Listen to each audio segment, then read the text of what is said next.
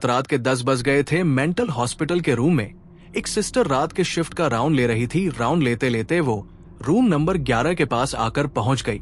Sister ने धीरे से दरवाजा खोला। अंदर बेड पर 27 साल की एक खूबसूरत सी लड़की दीवार को एक टक देख धीमी आवाज में कुछ फुसफुसा रही थी।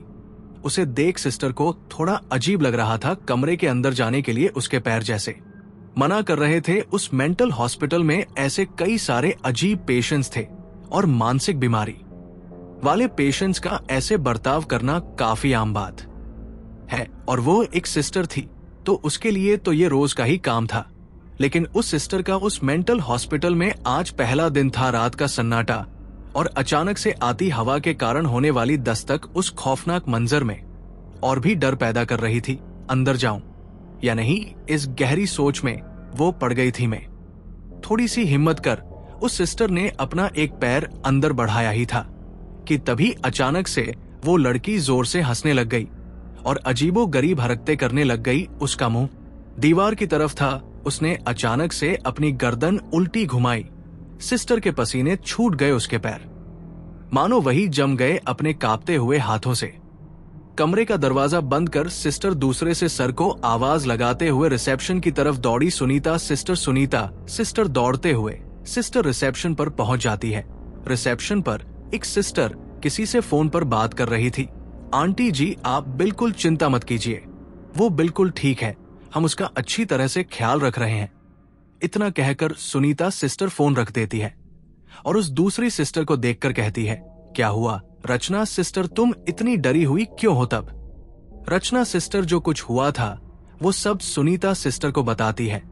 लेकिन आप किससे बात कर रही थी? अरे वही रूम नंबर 11 में जो लड़की है ना, उसी की माँ का फोन था। बेचारी रोज रात को फोन करके उसके बारे में पूछती है। कुछ ही महीनों पहले उसे यहाँ भर्ती करके चले गए। तब रचना सिस्टर जिज्ञासा भरी नजरों से सुनीता सिस्टर को देख पूछती है, आखिर हुआ क्या है उसके साथ? उसकी हालत कैसी हो गई? दिखने में तो काफी खूबसूरत है वो। हाँ, ऐसी हालत बस दोनों ही हालात में हो सकती है, जब कोई किसी से पागलों की तरह प्यार करे और वो उसे ना मिले, या फिर तब जब उस पर किसी रूह का साया हो। ये सुन रचना सिस्टर हैरान हो जाती है और कहती है, तो इसके साथ क्या हुआ? अफसोस दोनों मतलब। तब सुनीता सिस्टर उसे नैना के बारे में बताने लग जाती है। नैना 27 साल की हो चुकी थी। वो इंजीनियरिंग के आखिरी साल में पढ़ रही थी। पूरे कॉलेज में नैना से खूबसूरत लड़की और कोई भी नहीं थी। कॉलेज के सारे लड़के नैना के पीछे पागल थे। लेकिन नैना ने अपने सपनों के राजकुमार की एक अलग ही कहानी बनाई थी।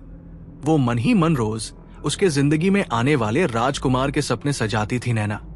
और उसके सपनों की दुनिया असल जिंदगी से काफी अलग थी। नैना अक्सर खुद से ही बातें करती और कभी कभी जोर से हंसती। उसको देख उसके माँ और पापा बहुत परेशान थे।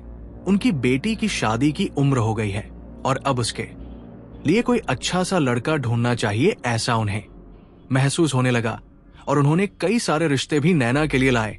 लेकिन नैना हर रिश्ते के लिए मना कर देती, ये कहकर कि वो लड़का उसके सपनों के राज को जैसा नहीं है जैसा उसने सोचा है।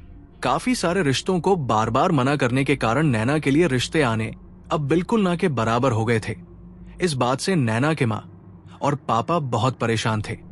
लेकिन नैना इस बात से बिल्कुल अनजान अपने ही सपनों की दुनिया में मगन थी। रात का समय था। रात के लगभग 12:08 बजे थे। लेकिन नैना अभी भी जाग रही थी। उसके कम की बत्ती अभी भी जल रही थी। नैना अपने कमरे की खिड़की के पास बैठे खिड़की से बाहर देखे अकेले ही मुस्कुराते हुए अपनी डायरी में कुछ लिख रही थी। उसे अक्सर डायरी लिखने की आदत थी। उस डायरी में उसने अपने होने वाले लाइफ पार्टनर के बारे में सब कुछ लिखा था। वो डायरी नैना के दिल के बहुत करीब थी, इतनी कि नैना की जान उसमें बस गई थी। वो मुस्कुराते हुए उस डायरी में कुछ लिख रही थी। नैन की ये हरकतें उसके माँ और पापा के लिए कुछ नई नहीं थी, इसलिए वो इस बात की तरफ ज्यादा गौर नहीं करते थे। अगले दिन नैना कॉलेज जाती है। आज नैना का 27वां जन्मदिन था। वो आज अपनी डायरी भी साथ ले आई थी। नैना के दोस्तों ने नैना का जन्मदिन काफी बढ़िया से मनाया। उसके ग्रुप में नैना की सबसे अच्छी दोस्त निशा और अभी कुछ महीने पहले ही दोस्ती हुए नए दोस्त ईशान और जतिन थे। दोनों मनी मन नैना को पसंद करते थे, लेकिन ये बात दोनों ने अभी तक नैना से नहीं कही थी और ना ही एक दूसरे से। उस दिन नैना कॉलेज की लाइब्रेरी में अपनी डायरी में कुछ लिख रही थी और तभी अचानक उसे अपनी माँ का फोन आया। वो जल्दी जल्दी अपनी डायरी वही भूल गई। जतिन ने वो डायरी उठा ली और किसी का ध्यान नहीं है ये देखते हुए वो डायरी फटाक से अपने बैग में डाल ली। घर आग जतिन ने नैना की डायरी पढ़ना शुरू किया। जतिन एक एक पन्ना पढ़ता जा रहा था। वैसे वैसे उसके माथे पर एक शिकन सा आ रही थी और उसकी आंखों में एक अलग ही भाव दिख रहा था। रात के लगभग 1 बज गए थे। जतिन ने वो डायरी पूरी पढ़ ली और चेहरे पर एक टेढ़ी मुस्कान लिए वो डायरी को टेबल के साइड पर रखकर सो गया। उधर नैना के कमरे की बत्ती अभी भी जल रही थी, लेकिन अजीब बात यह थी कि आज नैना बहुत परेशान थी। उसका कमरा पूरा बिखरा पड़ा था और वो पागलों की तरह अपनी डायरी ढूंढ रही थी। कमरे से आती आवाजों के कारण उसकी माँ की नींद खुल गई और वो नैना के कमरे के पास आ गई और उसके कमरे के दरवाजे पे ठक ठक की और पूछा, नैना तू ठीक तो है ना? पर नैना का कोई जवाब नहीं आया। उसकी माँ ने उसे फिर से आवाज लगाई, नैना बेटा तू ठीक तो है ना? हाँ माँ मैं ठीक हूँ बेटा, बहुत रात हो गई है, सो जा। इतना कहकर उसकी माँ सोने के लिए चली गई। इधर नैना को रोना आ रहा था। उसे ऐसा लग रहा था जैसे उसने अपनी सबसे कीमती चीज खो दी है, जिसमें उसने अपने सारे सपने संजोए थे। अपनी आंखें पूछते हुए नैना ने कमरे की बत्ती बुझा दी और वो सो गई। काफी मशक्कत के बाद उसकी आंख लग गई। अगली सुबह नैना कॉलेज आई थी, लेकिन वो बहुत उदास लग रही थी। उसे उदास देख निशा ने उससे पूछा, क्या हुआ नैना, तुम इतनी उदास क्यों लग रही हो? निशा, मेरी वो डायरी तुम हे याद है जिसमें मैं अपनी सारी बातें लिखती थी, वो कहीं खो गई, मुझे नहीं मिल रही। ईशान वही खड़ा था। उतने में जतिन वहां आ जाता है। जतिन को देख नैना की आंखें फटी की फटी रह जाती है। जतिन ने वैसे ही कपड़े पहने थे जैसे नैना ने डायरी में लिखा था। जतिन को देख नैना उसकी तरफ आकर्षित होने लगी थी। एक तरफ उसे डायरी खोने का गम था, लेकिन दूसरी तरफ उसे अपने सपनों का लाइफ पार्टनर मिलने की खुशी भी हो रही थी। जतिन ने आके नैना को शादी के लिए प्रपोज किया और जतिन की तरफ आकर्षित हुई।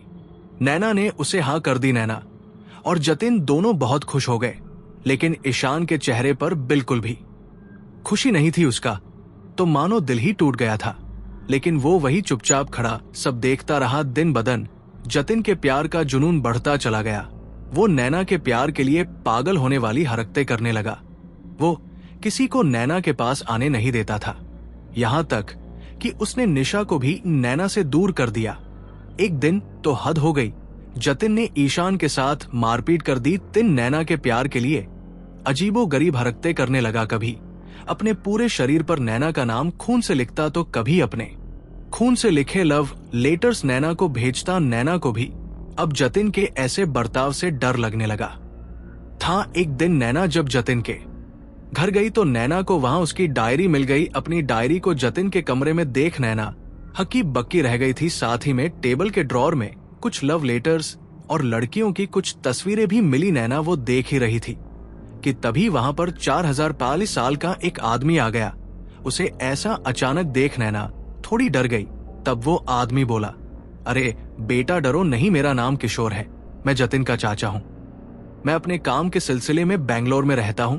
हर हफ्ते यहां आ जाता हूं जतिन का हालचाल पूछने। उस बेचारे का इस दुनिया में मेरे अलावा कोई नहीं। उसके माँ बाप की एक रोड एक्सीडेंट में मौत हो गई। तब से उसके दिमाग पर एक गहरा असर पड़ा है। कितने ही दिनों से वो मानसिक बीमारी से लड़ रहा है। ये सुन नैना शॉक हो जाती है और कहती है, क्या कहा मानसिक बीमारी? तब जतिन के चाचा कहते हैं, हम मानसिक बीमारी उसे ऐसा लगता है कि दुनिया की हर एक एंटी खूबसूरत चीज उसके पास हो, इसलिए वो सारी एंटी खूबसूरत चीज इकट्ठा करता है और अपने घर में सजा के रखता है।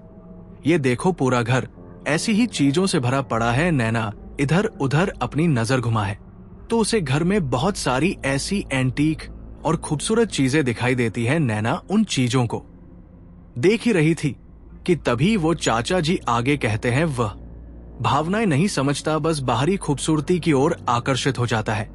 और वो चीज अगर खराब हो जाए या सरत हो जाए तो उसका नामो निशान मिटा देता है। जतिन के चाचा की बातें सुनकर नैना अंदर से पूरी तरह हिल चुकी थी। नैना डोवर में पड़े फोटो चाचा जी को दिखाते हुए पूछती है, और ये तस्वीरें किसकी है? तब वो चाचा कहते हैं, बेटा ये जतिन की पहली गर्लफ्रेंड की तस्वीरें हैं। इन सब से मैं बस एक ही बार मिला हूं। हर बार मुझे उसके साथ कोई नई लड़की दिखाई देती थी, पता नहीं उनका क्या हुआ, वो कहां गई। मैंने कभी उससे ज्यादा पूछा ही नहीं, क्योंकि डॉक्टर ने जतिन से ऐसी कोई भी बात करने से मना किया था जिससे उसे गुस्सा आ जाए, नहीं तो वो गुस्से में आकर कुछ भी कर सकता है। नैना उन तस्वीरों को देख रही थी। हालांकि उन सभी तस्वीरों में एक बात कॉमन थी कि उन तस्वीरों में से वो सारी लड़कियां बेहद खूबसूरत थी। उस डोर में एक फोटो और भी थी जो उल्टी कर रखी थी। नैना ने अपने कांपते हुए हाथों से वो तस्वीर उठाई और देखने लगी। वो तस्वीर देख नैना की आंखें फटी की फटी रह गई। वो तस्वीर किसी और की नहीं बल्कि उसकी खुद की थी। अपनी तस्वीर को उस डोर में देख नैना के शरीर के मानो रोंगटे खड़े हो गए। धीरे धीरे अब सारी बातें नैना के समझ आ रही थी। नैना से अब वो सब बर्दाश्त नहीं हो रहा था। नैना भागते हुए अपने घर आई और अपने कमरे का दरवाजा बंद कर एक कोने में बैठ गई। वो जोर से चीखना चाहती थी लेकिन उसके मुंह से आवाज ही नहीं निकल पा रही थी। तभी सामने पड़ा उसका फोन बजने लगता है। जतिन का फोन आ रहा था। 101 रिंग होने के बाद भी नैना ने फोन नहीं उठाया। नैना के अंदर अब वो हिम्मत ही नहीं थी कि वो उससे बात करे। कई दिन बीत गए। नैना कॉलेज नहीं गई और ना ही किसी से मिली और ना ही किसी से कोई बात की। बस अपने कमरे का दरवाजा बंद कर अकेली अपनी डायरी को देखती बैठती रही। आज पहली बार उसे अपनी डायरी से नफरत होने लगी थी। उसी दिन अखबार के पहले पन्ने पर एक न्यूज आई थी कि एक लड़की के प्यार में निराश होकर एक लड़के ने अपनी बिल्डिंग से कूदकर अपनी जान दे दी। उस न्यूज के साइड में जतिन की तस्वीर छपी हुई थी। वो देख नैना पूरी तरीके से शॉक हो गई।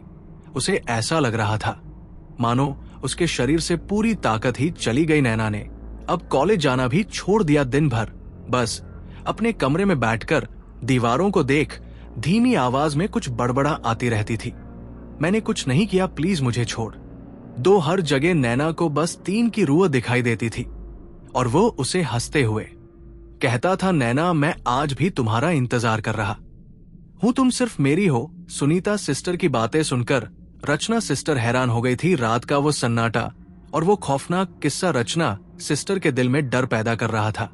उतने में हॉस्पिटल की सारी लाइट्स बंद चालू होना शुरू हो गई और अचानक से हॉस्पिटल की सारी बिजली चली गई। रचना सिस्टर अब काफी डर गई थी।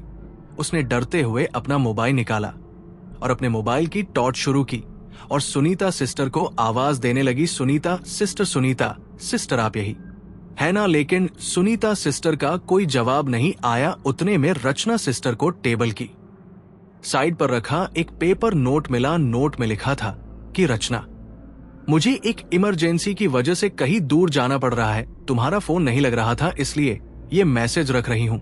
मैं 1 घंटे में वापस आती हूं। ये पढ़कर रचना सिस्टर को ऐसा लग रहा था मानो उसके पूरे शरीर से किसी ने उसकी जान ही निकाल दी हो। अपनी डर भरी निगाहों से रचना सिस्टर इधर उधर देख रही थी।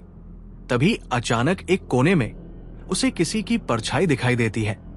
वह जतिन की रूह थी जो अपने चेहरे पर एक टेढ़ी मुस्कान लिए रचना सिस्टर को देखकर कहता है, ऐसे तुम भी काफी खूबसूरत हो और खूबसूरत चीजों पर बस मेरा हक हंसी है। इतना कहकर वो जोर जोर से हंसने लगता है। सपनों की दुनिया और असल जिंदगी में बहुत फर्क होता है, इतना कि कभी कभी वो जिंदगी और मौत की हदें भी पार कर देता है। ये आपको अच्छी लगी हो तो हमें सब्सक्राइब करें। हमारा